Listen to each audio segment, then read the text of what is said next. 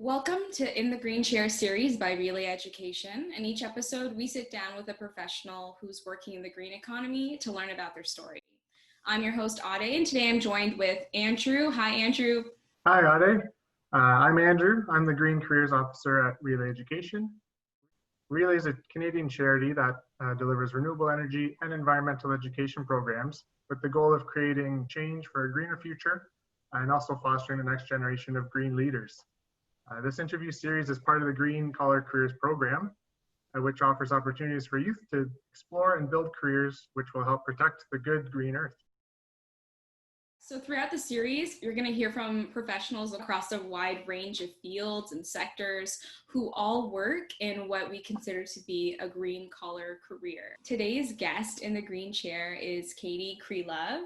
She's the Ontario campaigner for Wilderness Committee, which is an organization dedicated to preserving wilderness, protecting wildlife, defending parks, and fighting for an overall healthy climate. So welcome to the Green Chair, and thank you for joining us today, Katie. How are you? Doing great. Thanks for having me here.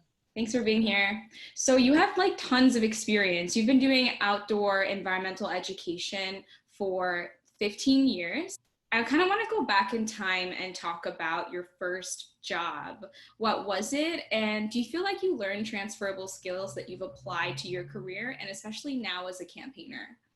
But my first job out of university was actually for an environmental nonprofit called the Organic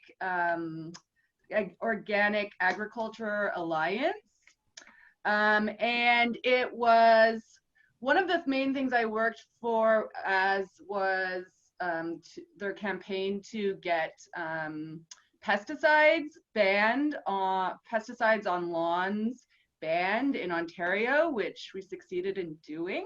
Oh, that's awesome. And that was a really good learning opportunity because I was actually, even though I was working by myself, I was a lone person working. I was actually in an office with a lot of other environmental campaigners working for the Toronto Environmental Alliance.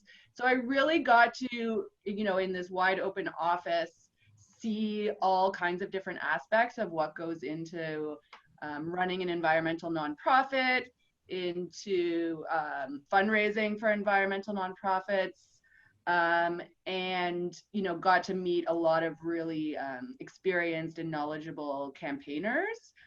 So yeah, that was great, and just sort of seeing how the system works and day-to-day workings of that kind of nonprofit office. In your typical day of work, what does that look like for you? Ooh, pre-COVID or post-COVID? Whatever you want.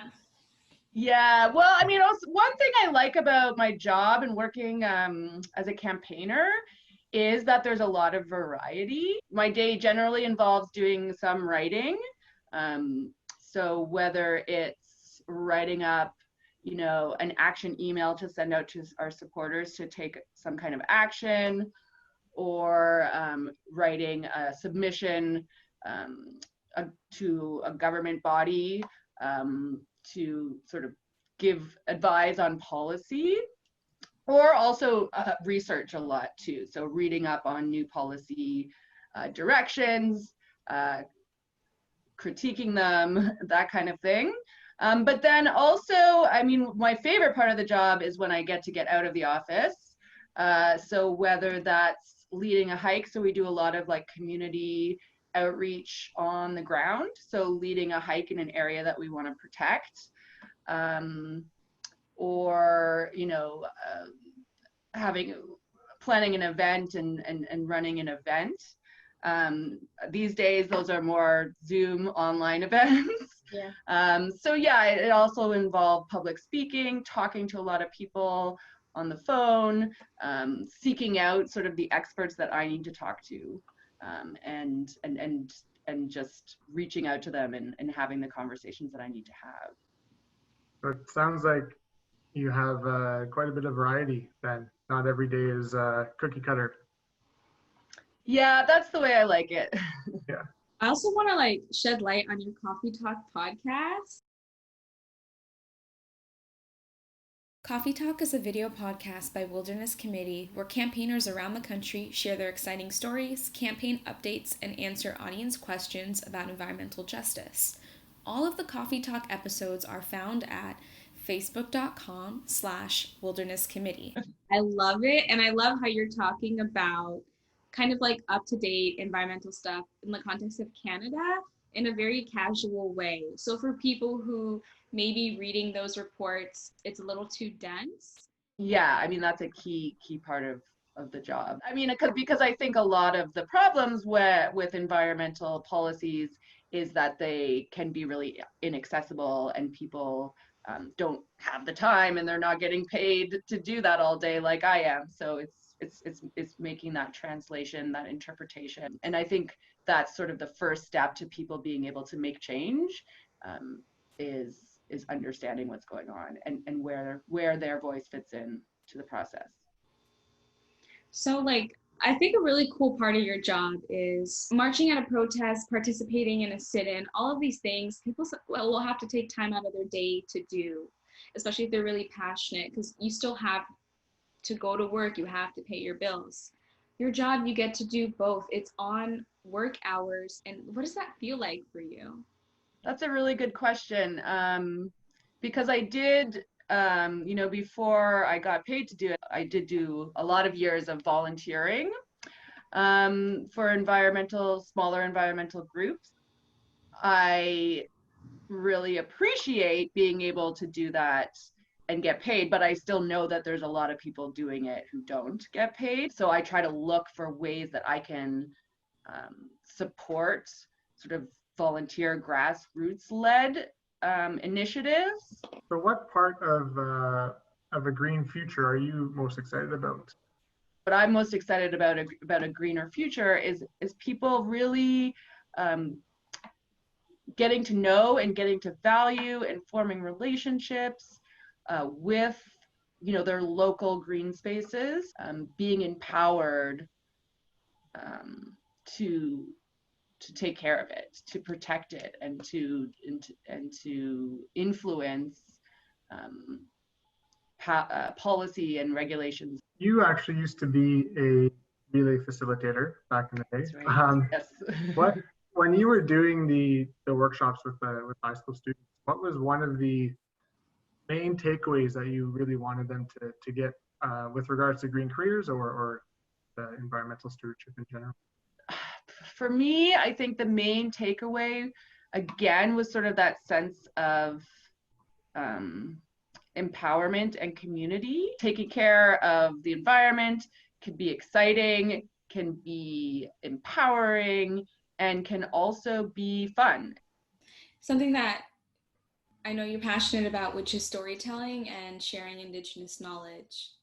So can you kind of explain to folks what Indigenous knowledge is in the context of Canada and how it's different from some would call like Western knowledge or mainstream knowledge, and why it's so important to incorporate that when you're doing environmental work?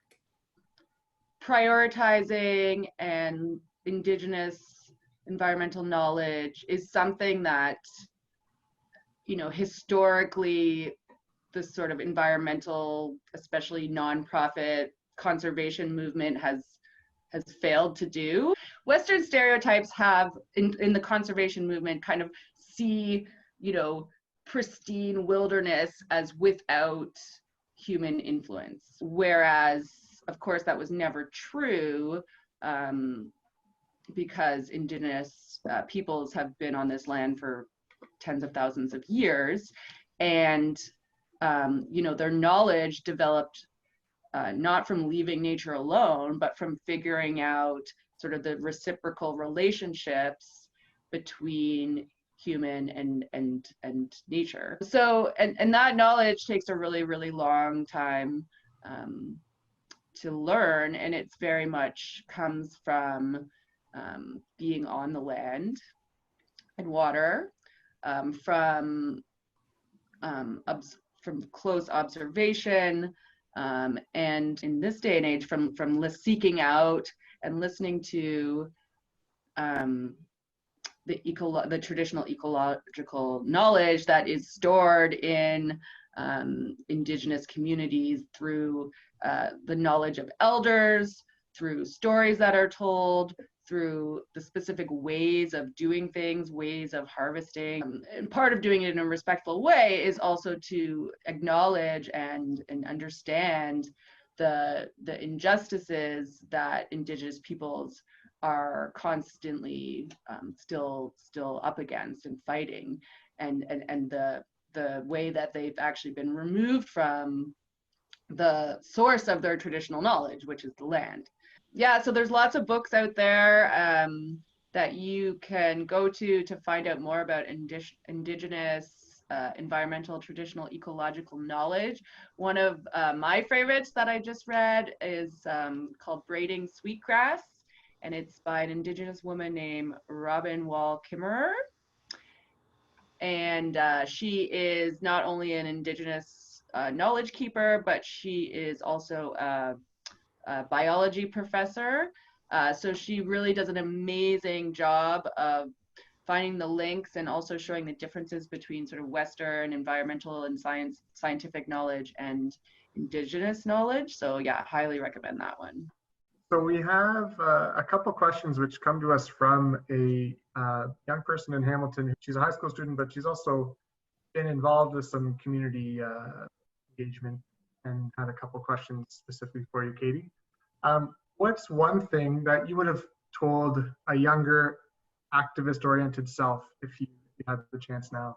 I think when you're young and you sort of have your whole life ahead of you, you know, and you're dreaming of the future and everything, sometimes you don't value your connections in the present as much.